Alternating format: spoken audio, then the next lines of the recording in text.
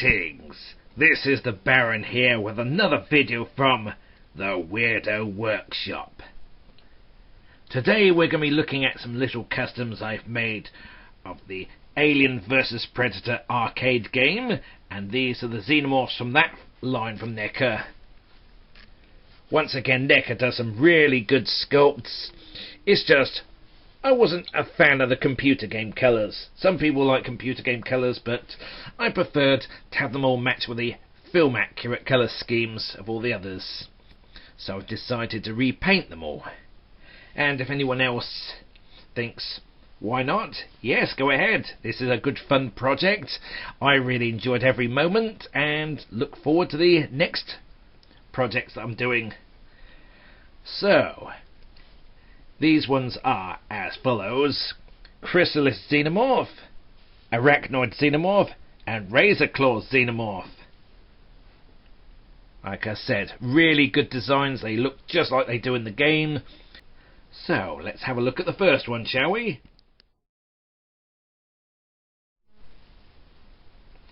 So, here it is, the Razor Claw Xenomorph. The base coat was all complete matte black, and then it's dry brushed over, in this case with lots of brownier colour schemes, mainly to make it look a bit more like the drone and the dog alien from Alien 3.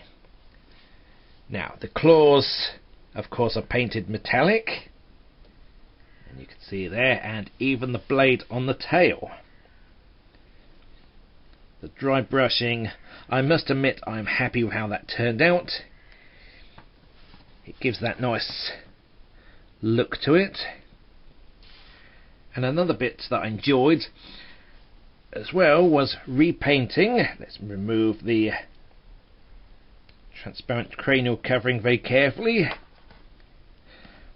Was when I repainted that in the proper bone colour to make it match the Xenomorph from the first Alien film, or as many people know as the big chap. In fact, let's even compare it with one of the big chaps.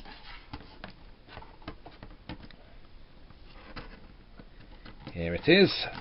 Sometimes trying to get them to stand is a little challenging, and the surface is not 100% stable, but they have razor claws next to the big chap figure. And yes, you can see the razor claws is definitely a drone cast. Also, the main difference is it's got more pointier dorsal vents, and even the cranium's more pointed, which makes me suspect, did they burst out of either a Deacon or a Xenomorph? Now, for comparisons with the Deacon from Prometheus, again, you can see why I suspect it might have gestated inside a Deacon. They're not the same species, created in a similar way, but in the novelization of Alien Covenant, they actually have a scene with the Xenomorph and the Neomorph actually fighting and trying to kill each other. And there's the Neomorph again. Now here is the razor claws with some other Xenomorphs of similar colours, which is the brown Xenomorph warrior from Aliens, and of course the runner, also known as the dog alien from Alien 3.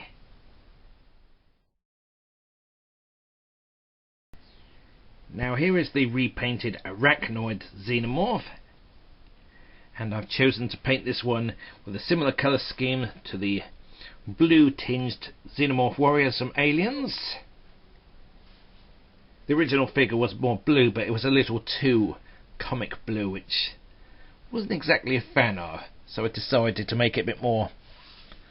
So I thought again it's base coated black and then dry brushed with a mixture of dark Reaper and rust grey, and I kept the transparent dome part visible.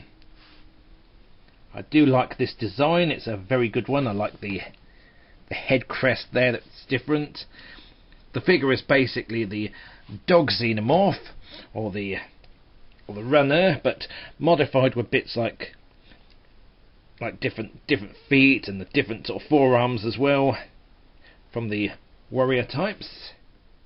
Now here's a comparison with one of the blue Xenomorph warriors. As you can see, I've matched the colours very close there, I think, or I hope. Makes it more fun. Now here is the arachnoid in a crouch posture next to the Xenomorph runner. As you can see, it shares a lot of the same body and sculpting as the runner, with a few little differences, particularly the feet as well and the forearms, but also the fact it has dorsal vents on the back there as well, and a completely different tail. But it makes a nice little, in a way, a link between the drones and the runners, especially as in the game mechanics the arachnoid Xenomorphs were able to leap out of ambushes quite well, and you can see it in this crouch posture is perfect for it, ready to spring into action on any unfortunate colonial marine that crosses their path.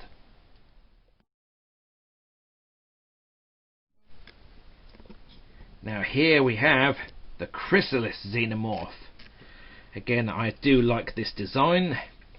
I do like the fact that the figure has a really good head crest, which is similar to the Xenomorph Queens, which gives me an idea that this could be some kind of Praetorian.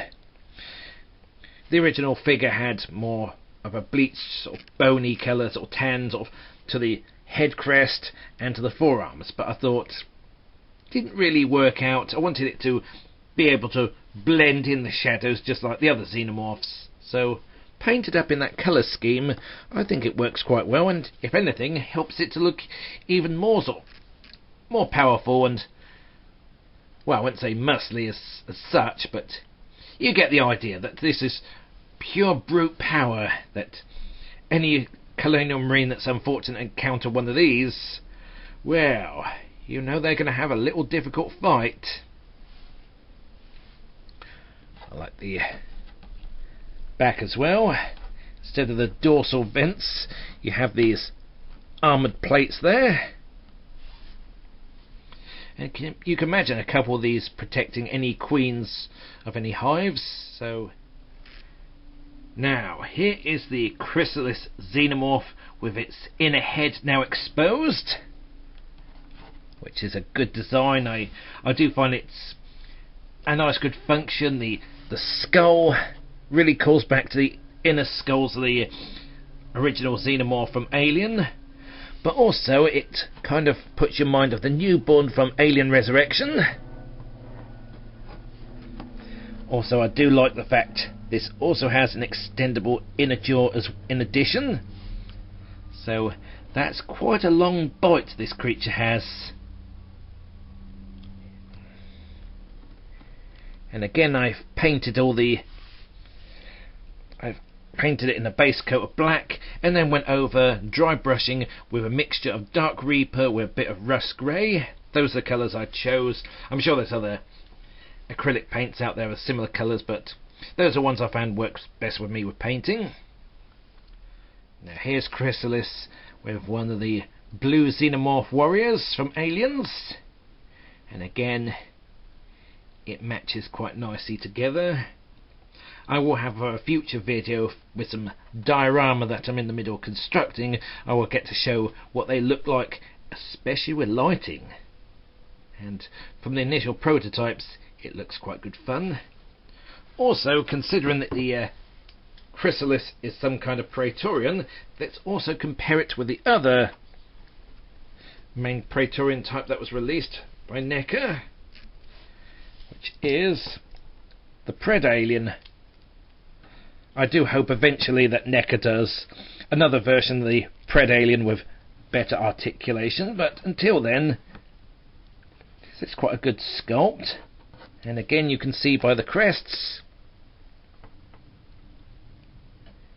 they're a similar cast.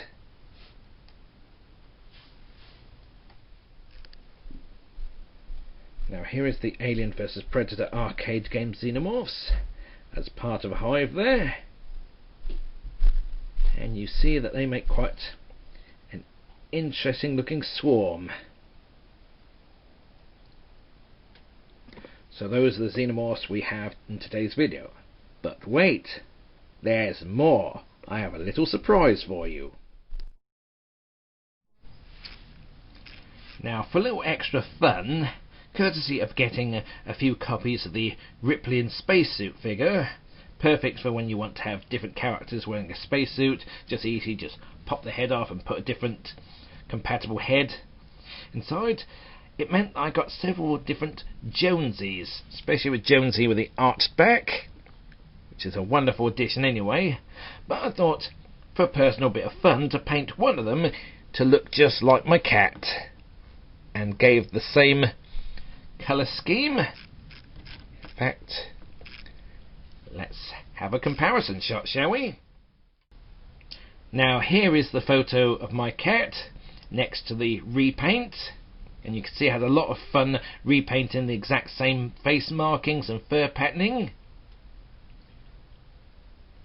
And this certainly looks like her when she's not being cooperative with the arched back.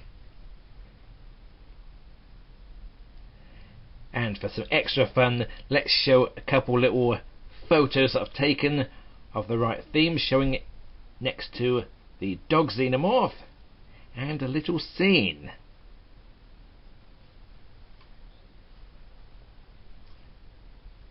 So that reaches the end of this video. This is Baron Makabre with another video from the Weirdo Workshop. Please like and subscribe for more content which is coming soon, and I hope you all stay safe and have a wonderful time.